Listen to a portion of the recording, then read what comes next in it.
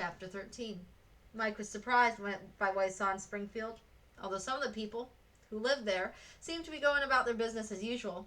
Many of the tidy houses, shaded by trees and borders by flowers, stood empty, and a number of store windows were boarded up. A smattering of wagons filled with household possessions, their passengers not only women and children, often only women and children, headed in one direction, north to Springfield. As it grew dark, Mike passed a trim two-story house whose front door hung open. He walked up the steps and entered, loudly calling, but no one answered. He closed the door and looked around. There were a few candles still in their holders. Most of the furniture was in place. The house looked bare, as though people who lived in it had stripped it of photographs and family treasures and loving memories, carrying them away as they fled. Mike walked through the rooms, upstairs and down, just to make sure he was alone in the house. Relaxing as he felt more secure, he closed the heavy window drapes, lit the candles, and ate some of the food Mrs. Ray had given him. When he was finished eating, Mike wrapped the remainder, knowing it would be scant fare for tomorrow's journey, and placed in his knapsack, which he leaned against the small table that stood under the window. Mike reminded himself that upstairs he could have his choice of comfortable beds. He lit a candle and made his way up the stairs and into the largest bedroom, in which earlier he spied a huge tester bed with a thick feather mattress. Snuffing out the candle, he threw himself in the bed face down and sighed with pleasure. He awoke to the sound of glass smashing against a wall and a man's angry shout, "Somebody took away all the valuables!" Another man belched loudly and laughed. "You got more than you can carry already. You gonna take 'em into battle with you?" "Soldiers." Mike tiptoed to the top of the stairs and looked down and saw a whole group of Rebs, 4, 5, and they were all pretty drunk. One soldier gave a nasty chuckle and said, "Augie's found a good place to peddle what he collects. Treat him right, maybe he'll share what he knows with you." Another belch, another mumble. Mike couldn't make out before the soldier said, "All I want now is a soft bed." A long shadow leapt up the stairs and Mike jumped back. As quietly as he could, he raised the bedroom window in search of an escape route. What good luck. Branches of a large tree swept against the roof of the house. He swung his legs out the window and balanced easily on the roof as he lowered the window. As candlelight suddenly flooded the doorway of the bedroom, Mike flattened himself to the side of the casement and peered cautiously through the window. A squat, bulky man stumbled to the dresser, barely managed to place his candle on it before he fell across the bed. Right where I was sleeping, Mike thought with a shiver. Mike followed the nearest and sturdiest branch of the trunk of the tree, and climbed halfway to the ground before a horrible thought struck him. My knapsack. It's in the parlor. He reached the last branch and dropped silently to the ground, grinding his teeth as pain seared his leg. Stopping only to rub the pain away, Mike crept cautiously to the nearest parlor window. If he remembered correctly, his knapsack was directly under the window. Slowly he raised the sash barely an inch, just high enough to reach in with one finger. He pushed the drapes apart, creating a peephole. He examined the room inch by inch, finally reassuring himself that the room was empty. Mike shoved again at the wooden window frame. Good, the sash slid up silently and easily. Pausing for another careful look around, he hoisted himself up to the windowsill and pushed the table below to one side. As the table leg squeaked across the polished floor, Mike froze, listening, waiting, but the house remained silent. He dropped noiselessly to the floor and scooped up his knapsack with a sigh of relief, slipping his arms into the straps. Mike grasped the window frame, ready to jump outside, when a deep voice behind him growled, "Stay where you are and turn around." His heart hammering, Mike turned and saw a Confederate soldier pointing a musket in his direction. Mike shouted, "Don't shoot! The silver's hidden in the attic!" Later, Mike thought of the expression of surprise and greed that swept over the Reb's face, but at that moment he had only time to think of escape. He leapt up and dove headfirst through the open window as musket fire splintered the window frame next to his head. Scrambling like a 4-foot animal, Mike reached the protection of the high hedge that bordered the yard. No one followed him. No one even came to the window. He grinned as he thought of the rowdy, drunken procession of soldiers climbing up to the attic, searching and searching for something that wasn't there. Judging from the look of the house, any silver owned by the people who had fled from Springfield had gone with him. Mike ducked through the hedge and into the yard behind the house to the next street, limping and stumbling into an uneven jog trot until he was out of the town itself and into the rural countryside. In most of the darkened farmhouses, dogs barked a warning, but Mike plodded on. But finally he arrived at a house with a barn not too far off from the road, where only silence greeted him. Ready at the sign of danger to turn tail and run or flatten himself in the tall grass, he cautiously climbed over the split rail fence and walked through the pasture toward the barn. The small barn door opened easily, and Mike, breathing in the familiar pungent odors of animal sweat, urine, and hay, felt his way along the stalls to a ladder. As horses snuffled and snorted and a few chickens sleepily scolded whoever was interrupting their sleep, Mike spoke to them soothingly and softly. He climbed to the loft and lay in the loose hay, tucking his knapsack under his head as his pillow. It surprised him the farm's livestock had been undisturbed. Most of the countryside where armies had marched was foraged, pillaged, plundered, looted.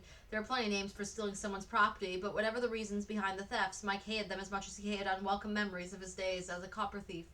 The next morning Mike awoke to bright sunlight. He stretched and yawned noisily before he realized there were sounds below him in the barn. Startled, he sat up fully alert as a woman's voice called up, "Who's up there? Speak up or I'll yell for my husband. He'll bring his gun."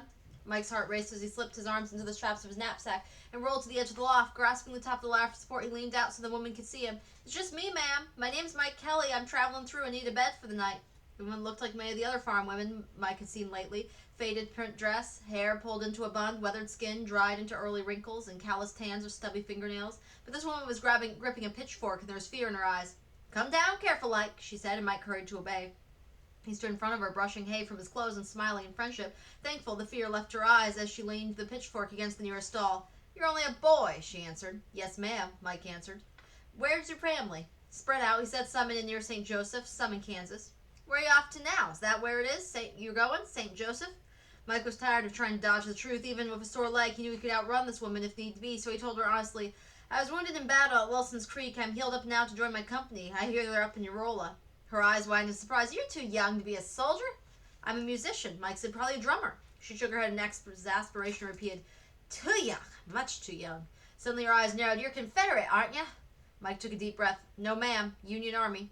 Fear returned to the woman's face, and she quickly glanced at the open barn doors. Dropping her voice, she said, "Get out of here quickly. My husband's got a vendetta against Union sympathizers. If he..." The pattern of sunlight shifted as a large figure entered the doorway. "What's this, Essie? Who you got here?" "It's just a boy, Henry," Essie answered firmly, though Mike could see her hands tremble. "Name's Mike Kelly. He's going to join his family. They need a place to sleep and picked our barn." As Henry strode toward him, Mike felt as though he landed in the path of a giant locomotive. It's all he could do to keep from turning and running, but he knew this man would be too much for him. Henry, his skin a molted red and puffy with extra weight, loomed over Mike, taking plenty of time to stay him. "He's just a boy," he finally said. "It's what I told you," Essie mumbled. "Got any hard cash, boy?" Henry boomed out. Mike shook his head. "Not even a cent." "What you got in your knapsack?" "The uniform again. Just a few clothes," Mike said. For an instant his knees wobbled, and he grabbed the ladder for support.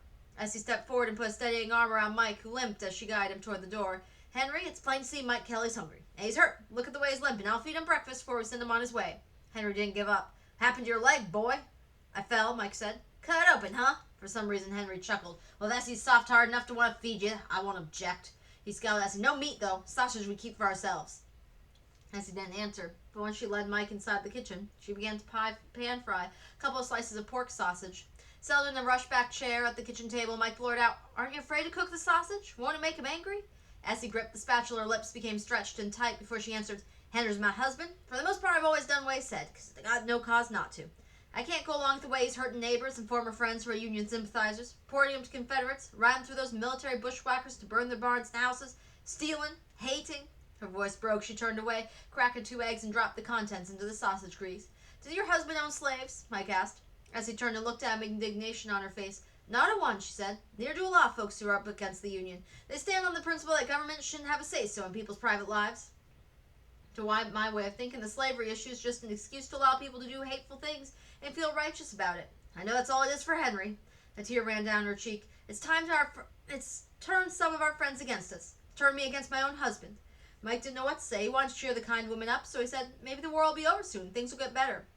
"Things will never get better," as he said with a dull, tired voice. She reached for a plate on which she sliced some bread and added sausage and eggs. Mike didn't try to make conversation. He ate ravenously.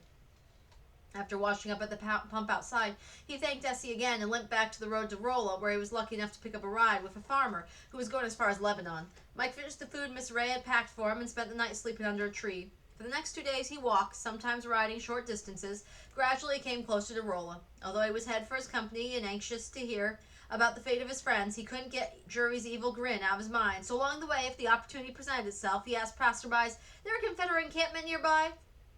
Few people assured him that last they heard a small group of Confederate cavalry on an exploratory mission was up ahead, camped in a clearing some 20 miles or so east of Rolla. "Stay on the road, can't miss him," an elderly man told Mike. He winked. "You gonna join up?" "Too young," Mike said, and stepped back into the road, wanting to get away from the man and his questions. But the man shouted after him, "If I was young and healthy, I'd be off to join up too. Gotta beat those Yankees who come down here trying to tell us what to do."